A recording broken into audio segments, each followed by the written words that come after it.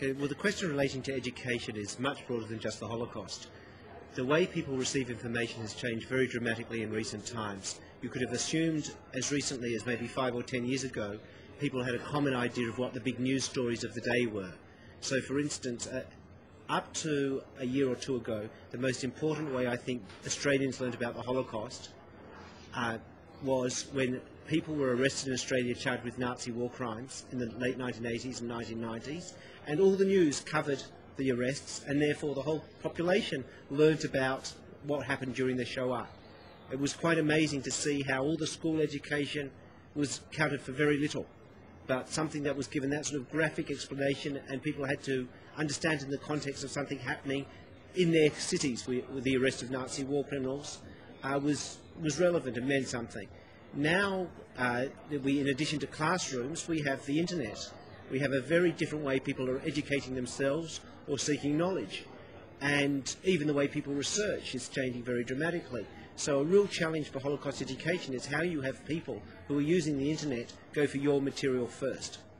Second challenge, and not unique to Australia, is one of the main ways we have been able to educate school children, particularly about the Holocaust, is through visits to the Sydney Jewish Museum or to the Melbourne Holocaust Museum. In both institutions, Holocaust survivors do the guiding. People come and meet those who've been through the experiences which are being explained, lived through the period one way or the other, in one or the other situations explained. Often you see a very tight bond develop between the survivor and the person they're guiding through, or the group they're guiding through. As survivors, unfortunately, will no longer be with us indefinitely, there are real challenges of how you try to recreate that bond between the person doing the explaining, what they are explaining, and the audience to whom they're explaining it. That's another significant challenge. An additional challenge is getting it right. Holocaust education is not always done right.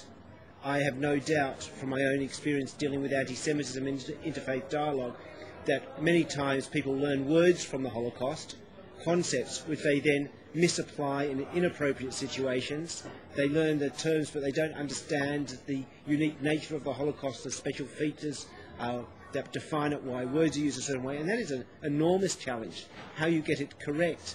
And my guess would be you have a lot of flexibility for serious educators on the ground who are able to assess particular situations and know what is needed, which requires educators to be continually educating themselves about what their needs might be there.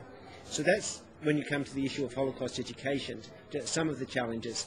But for me, a larger challenge when it comes to Holocaust education in Australia, particularly, are groups who come from countries where they simply have no background whatsoever in the Holocaust. You have to remember, in addition, during the Second World War, Australia's enemy was Japan, not Nazi Germany. Our history is about the Japanese attacks on our country, not what was going on in Europe. We obviously do not have sites of Nazi destruction and murder and mayhem in our country. We do have Holocaust survivors and we did have Nazi war criminals, but that was our real relationship. So for an Australian who's been brought up in Australian culture, it's one thing. For those who've come from other countries, it is extremely difficult, particularly those who've come from Africa or Asia, or even Latin America, but mainly Africa and Asia, where there hasn't been any understanding whatsoever of the Holocaust or even the Second World War or that history or Europe, and you're trying to help these people understand what the Shoah was, because they are part of the community and part of the body politic in our country. A very serious challenge. Anti-Semitism is a whole different kettle of fish altogether, but major challenge there is maintaining a position we've established over some time, and that is we always try to have people understand anti-Semitism in Australia as not an issue of the victim versus the person who is the victimiser, not the Jewish person versus the anti-Semite, but society versus the anti-Semite. You make the anti-Semite the marginal figure, you don't let them define the Jew, the Jewish person, as the other. And I know I'm summarising a lot of concepts in a few words, but I hope the message is clear about what we've been trying to do with a reasonable degree of success in Australia. The other challenge is we have laws in Australia.